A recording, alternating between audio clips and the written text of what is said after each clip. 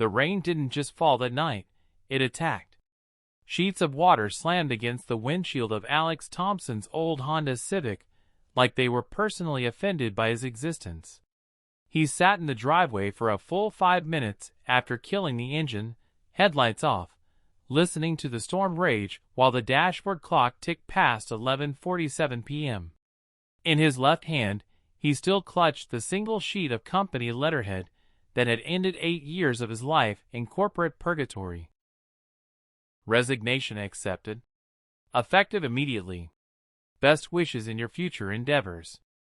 Elena Reyes, CEO *. He had walked out of the 32nd floor glass cathedral of Reyes Tech at 6:14 p.m., briefcase empty except for a single framed photo of Lily at 4 years old, missing her 2 front teeth, grinning like the world hadn't already tried to break her father in half. Security had watched him go without a word. Colleagues he'd once considered friends had avoided eye contact in the elevator. He didn't blame them. When you quit without notice after being the golden boy of sales projections for half a decade, people start wondering what kind of bomb you're about to drop. Alex exhaled slowly, fogging the glass. He wasn't dropping any bombs.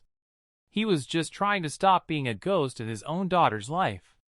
Inside the little brick house on Maplewood Lane, the porch light flickered like a dying heartbeat. He let himself in quietly, the way he always did now. Afraid even the sound of his keys might wake Lily, and remind her how rarely Daddy was home before midnight. The babysitter, Mrs. Patel from 2 doors down, met him in the hallway with her coat already on. "She ate all her mac and cheese," the older woman whispered. "Coughed a little around 8, but the inhaler helped. She is sleeping." "Thank you," Alex murmured, pressing 3 folded 20s into her palm even though she always tried to refuse the extra. After she left, he stood outside Lily's door and listened. Slow, slightly wheezy breaths. The sound used to terrify him. Now it was background music, constant proof that she was still here, still fighting the same invisible enemy that had taken her mother 3 winters ago. He didn't turn on any lights. He simply sank onto the hallway floor, back against the wall, still wearing his rain-soaked coat, and let his head fall into his hands. That was when the doorbell rang. Sharp. Insistent. Twice. Alex's pulse jumped into his throat. No one visited this late. Not neighbors. Not delivery drivers. Certainly not anyone from the office. He rose slowly, muscles stiff from too many hours behind a desk and too few hours sleeping. Through the peephole, he saw only darkness at first, then lightning flashed, and there she was. Elena Reyes, CEO, billion-dollar empire builder. The woman who'd once stared him down across a conference table and said, in front of 32 senior executives, "If you can't deliver these numbers, Alex, I'll find someone who can." The same woman who now stood on his crumbling porch wearing a charcoal Armani suit that the rain had turned into a second skin. Her dark hair, always perfectly styled, hung in wet ropes around her face. Mascara carved black rivers down her cheeks. She looked wrecked. Alex opened the door 3 inches. Cold air and water rushed in. "What are you doing here?" His voice came out rougher than he intended. Elena didn't flinch. She lifted her chin the way she did before delivering quarterly earnings calls to shareholders who wanted blood. "I resigned," she said. He blinked. "What?" 47 minutes after your email hit my inbox, I walked into the boardroom, placed my keycard and my letter on the table, and told them I was done. No severance discussion. No transition plan. I left the building before the ink dried. Alex laughed once, short, bitter, disbelieving. "You expect me to believe that?" "I don't expect anything." She reached into the sodden pocket of her blazer and pulled out a single folded sheet. Rain had blurred some of the ink, but the letterhead was unmistakable. Reyes Technologies. Her signature, sharp, decisive, sat at the bottom beside today's date. Read it if you want. Or don't. But I didn't drive 2 hours through a monsoon to hand you paperwork. I came because if I waited until morning, I was afraid I'd talk myself out of it again. Out of what? She met his eyes. No armor. No CO mask. Just Elena, raw, soaked, terrified. Out of telling you I've been in love with you for 4 years, and I'm done letting fear and power and distance keep me from saying it out loud. The hallway light caught the tremor in her lower lip. Lightning cracked again, illuminating every exhausted line on her face. Alex felt something inside his chest tear open, a wound he'd spent years pretending didn't exist. He stepped back. You need to go. Alex, get off my porch, Elena. She stood there another long second, rain streaming off her jaw, then nodded once. Turned. Walked back to the black Mercedes idling at the curb. The taillights bled red into the puddles before disappearing around the corner. He shut the door. Locked it. Leaned his forehead against the wood until the ache in his sternum became physical. Then he slid to the floor again and cried the way he hadn't since Sarah's funeral. Quiet, ugly, hopeless sobs that tasted like salt and regret. Morning came too soon. Lily woke up coughing, deep, wet, frightening coughs that made Alex's stomach plummet. He knew that sound the way some parents know their child's cry in a crowded room. Asthma exacerbation. The kind that turned routine mornings into medical emergencies. He found the rescue inhaler on the nightstand. Only 2 puffs left. The controller medication had run out 3 days ago. He'd been rationing doses, telling himself payday was coming. Except there was no more payday.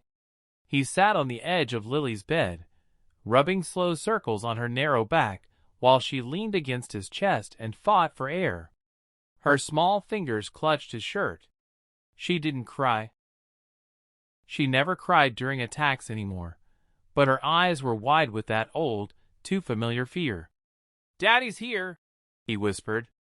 "Daddy's got you."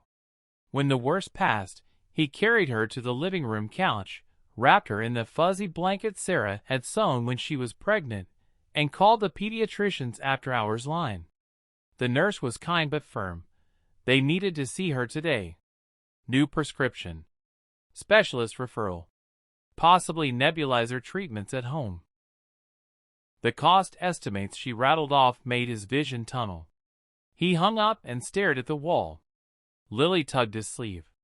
"Are we going to the doctor?" "Yeah, baby. Soon." "Will it cost a lot of money again?" He forced a smile. "Don't worry about that." But she was 6 going on 30. She worried about everything. The doorbell rang at 2:37 p.m. Alex almost ignored it. But something, maybe exhaustion, maybe desperation, made him check the peephole. Elena. Different clothes this time. Dark jeans, cream sweater, hair pulled into a messy bun. No makeup. No power heels. She held a small white pharmacy bag in one hand and what looked like a stuffed dragon in the other. He opened the door halfway. "I called Dr. Patel," she said before he could speak. "I told them I was Lily's aunt. They transferred the prescription to the CVS on Elm. It's paid for, including the nebulizer they recommended last month." His jaw clenched. "How did you?" "I've paid attention, Alex. 4 years. I know her birthday is March 14th. I know she likes purple everything. I know the brand of inhaler because I've seen how your hands shake when you check the counter. I know you've been drowning and pretending you're fine." He stared at the bag. Albuterol. Budesonide. A brand new spacer. A pediatric nebulizer kit still in the box. "Why?" he asked, voice cracking. "Because I can." She swallowed. "And because I should have done it sooner." He wanted to slam the door.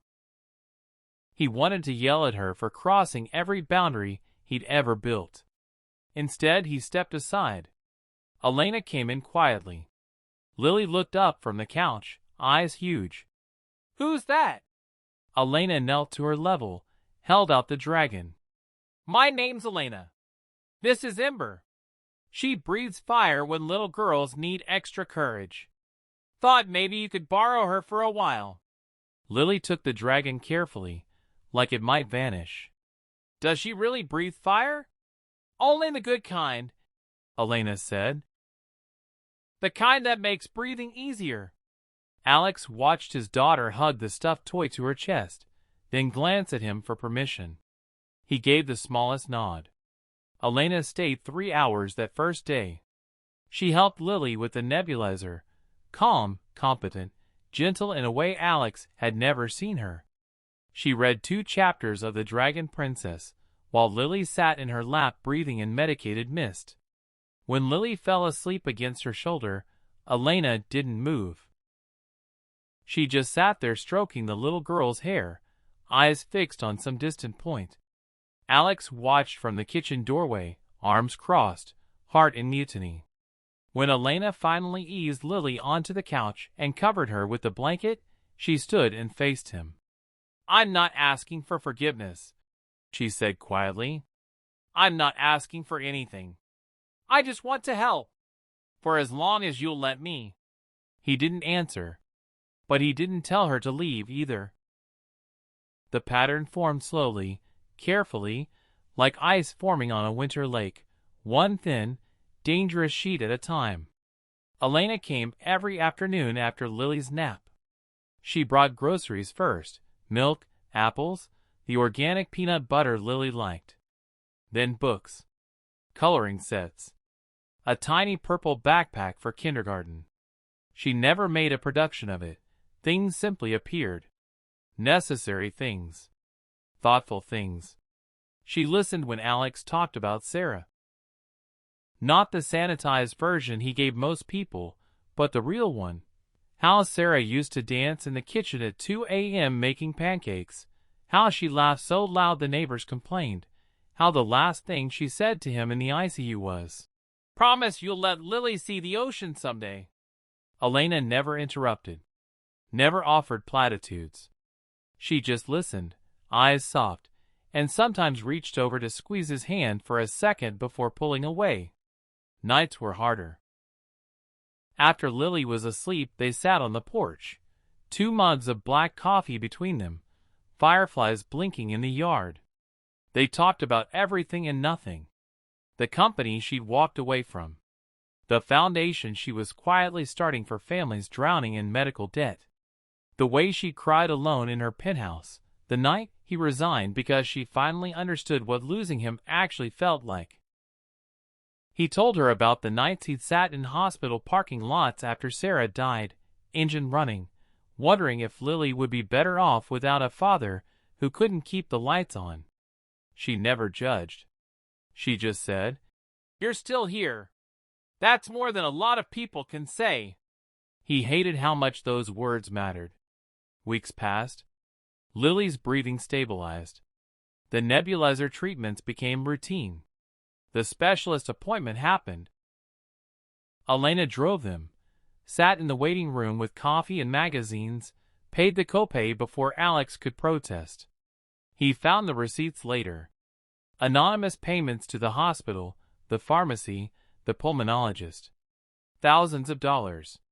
He confronted her on the porch one night, voice low so Lily wouldn't hear. "You can't keep doing this." "I'm not doing it for thanks," she said. "I'm doing it because I love her. And I love you. And watching you carry this alone was killing me long before I ever said the words." He stared at her, really looked, and saw the woman who had once terrified boardrooms now sitting on his second-hand porch swing in faded jeans and one of his old hoodies because she'd gotten cold. "I don't know how to trust this," he admitted. "I don't know how to trust you." "I know," she whispered. "And I'll wait until you do. Or until you tell me to go for good. Whichever comes first." He looked away, throat burning. I'm scared I'll ruin it. Then we'll ruin it together, she said. And fix it together. That's how it works, isn't it? He didn't have an answer. Then came the night that almost broke them. Lily woke at 3:14 a.m. gasping. Not wheezing, gasping. The sound a parent never forgets. Alex bolted upright, heart in his mouth, and found her sitting up in bed, hands clawing at her throat, lips tinged blue. He scooped her up, raced to the car, Elena already there. She'd been sleeping on the couch because she'd stayed late helping Lily with a science project. No words. Just motion. Elena held Lily in the back seat while Alex drove through red lights, hazard lights flashing, horn blaring. Emergency room. Triage. Oxygen mask. Steroids. Monitors beeping. Doctors murmuring about severe exacerbation and possible admission. Alex sat in the plastic chair outside the curtained bay, head in his hands, whispering every prayer he remembered from childhood. Elena paced, back and forth, until finally she stopped, looked at him with eyes full of tears, and said, I'm going outside for air. She didn't come back for 2 hours. When she did, her face was blotchy, her sweater sleeves damp from wiping her eyes. She sat beside him without touching. I almost left, she said so quietly he barely heard her. I stood in the parking garage and thought about driving away, disappearing, because seeing you like this, seeing how much pain I helped cause by pushing you so hard for so long, it made me feel like poison. Like the best thing I could do was remove myself from your life. He lifted his head. You're not poison. I feel like it. You're the reason we got here in time tonight, he said. You're the reason she has medicine. You're the reason I'm not sitting here alone. Her chin trembled. I don't want to be another weight you carry. He reached over, slowly, and took her hand. Her fingers were ice. She froze. You're not a weight, he said. You're the reason I can still breathe. She broke then. Quiet, wrenching sobs she tried to muffle against his shoulder. He pulled her close, arms tight around her shaking frame, and let her fall apart the way he'd fallen apart so many nights alone. They kept Lily overnight for observation. In the morning she was pale but smiling, asking for pancakes. Elena went to the cafeteria and came back with a smiley-faced pancake and a tiny cup of whipped cream. Lily giggled. Alex watched them, his daughter, and the woman he was terrified to admit he loved, and felt something inside him finally give way. They drove home in soft silence. Lily fell asleep in her car seat clutching Ember the dragon. Elena reached over and laced her fingers through Alex's on the gearshift. He didn't pull away. That night, after Lily was in bed, they sat on the porch again. Stars bright. Crickets loud. The air smelled like cut grass and summer coming. Alex spoke first. I don't know how to do this. Elena turned to him. Neither do I. I'm still angry sometimes. At you. At the company. At myself. I know. I might always be a little angry. That's okay. He looked at her, really looked.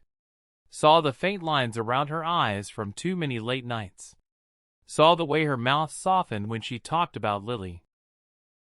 Saw the woman who had given up an empire because she finally realized love wasn't a line item on a balance sheet. He leaned in slowly. Gave her every chance to pull back. She didn't. Their first kiss was careful, tentative, full of 4 years of almosts and maybes, and never quite their courage. When they parted, her forehead rested against his. I love you, she whispered. I think I've loved you since the day you walked into my office and argued with me about the Q3 forecast even though you knew I'd win.